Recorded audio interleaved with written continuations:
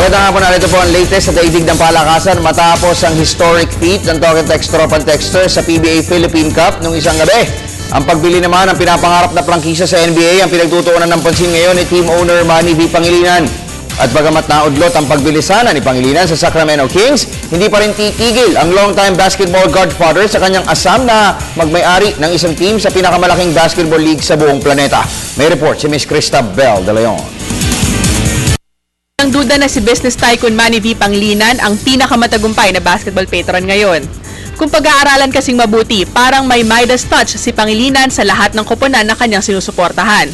Noong isang taon ay nagawang umukit ng historic 5-peat ng MVP-backed Ateneo Blue Eagles sa UAAP, habang ikatlong 3-peat naman ang naisakatuparan sa NCAA ng San Beda Red Lions na sinusuportahan rin ng long-time sports patron.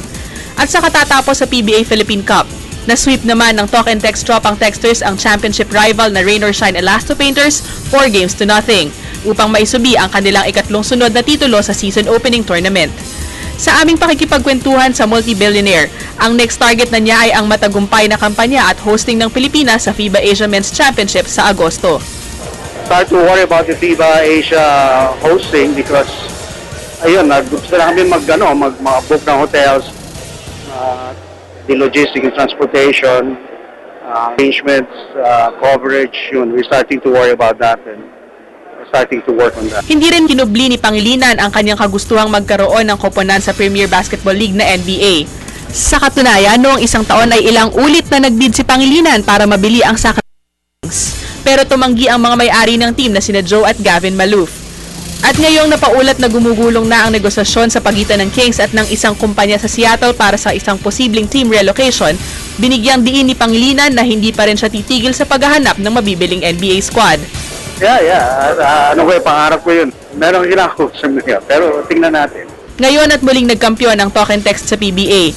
Marami ang umaasa na mas lalo pang pag-iibayuhin ni Pangilinan ang suporta sa sport na labis na kinagigiliwan ng mga Pinoy fans. Para sa PTV Sports, Cristabel De Leon, Telebisyon ng Bayan. At congratulations po sa Talk and Text. Gayon na rin sa bisita natin sa studio na si Ryan Aranya. Sa PBA pa rin, kung si San Mig Coffee Mixer Superstar James Yap ang masusunod, dahil silang makasamang muli si Import Denzel Balls sa kanilang title defense sa PBA Commissioner's Cup. Kasalukuyang nagbabakasyon sa Milan, Italy, sinabi ni Yap na kabisado na ng dating Best Import Awardee ang sistema ng mixers, gayon na rin ang estilo ng laro sa PBA. Nauna nang inihayag ni San Mig Coffee Governor Rene Pardo na kinuha nila ang serbisyo ni Spanish League veteran Matt Rogers bilang temporary import. Ito'y dahil hindi available si Bowles hanggang sa February 18. Ang petsa kung kailan magtatapos ang kanyang kontrata sa Bulls ng Chinese Basketball League. Sa football, isang pamilyar na katunggali ang unang makakaharap ng Philippine Ascals ngayong taon. Sa February 6 ay itinakda ang friendly match ng Philippine 11 at Myanmar, isang tune-up para sa paglahok ng dalawang koponan sa AFC Challenge Cup qualifiers na magsisimula sa Marso.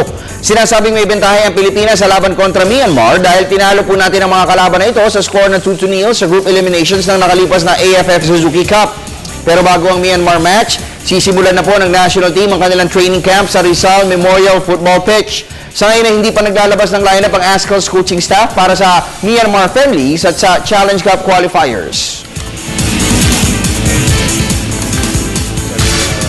Tune-up month in preparation for the Challenge Cup.